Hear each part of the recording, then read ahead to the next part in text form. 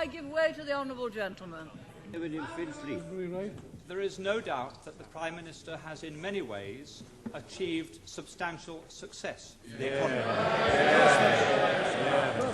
There is one statistic that I understand is not, however, challengeable, and that is that over her 11 years, the gap between the richest 10% and the poorest 10% in this country has widened substantially. That's right. How can she say at the end of her chapter of British politics that she can justify many people in a constituency such as mine being relatively much poorer off, much less well housed, and much less well provided than it was in 1979?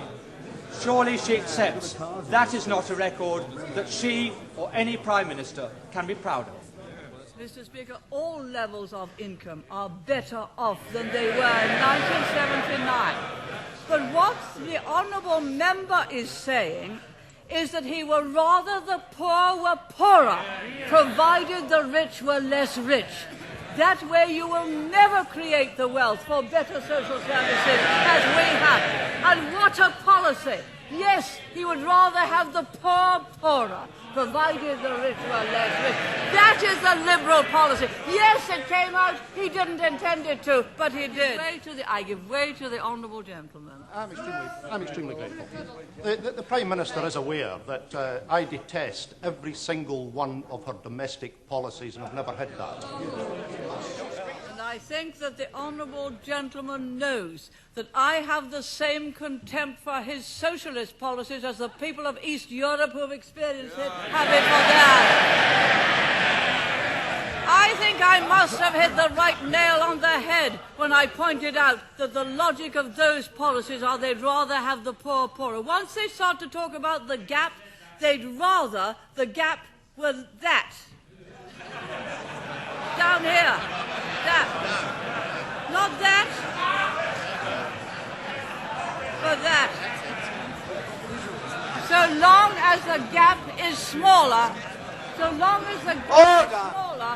they'd rather have the poor poorer. You do not create wealth and opportunity that way. You do not create a property-owning democracy that way. To the honourable gentleman. I'm most grateful to the Prime Minister.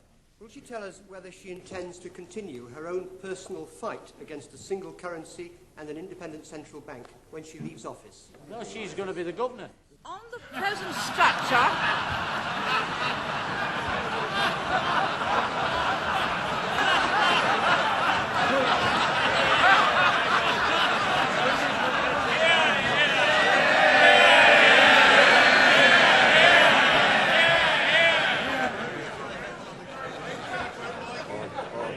Order.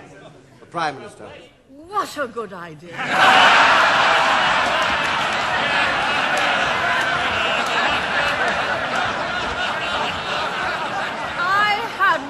Of it.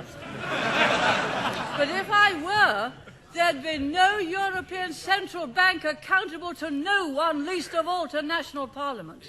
Because the point of that kind of European Central Bank is no democracy, taking powers away from every single parliament and being able to have a single currency and a monetary policy and an interest rate which takes all political power away from us. As my right honourable friend said in his first speech, after the proposal of a single currency is about the politics of Europe. It is about a federal Europe by the back door. So I'll consider the honourable gentleman's proposal. Now, where were we?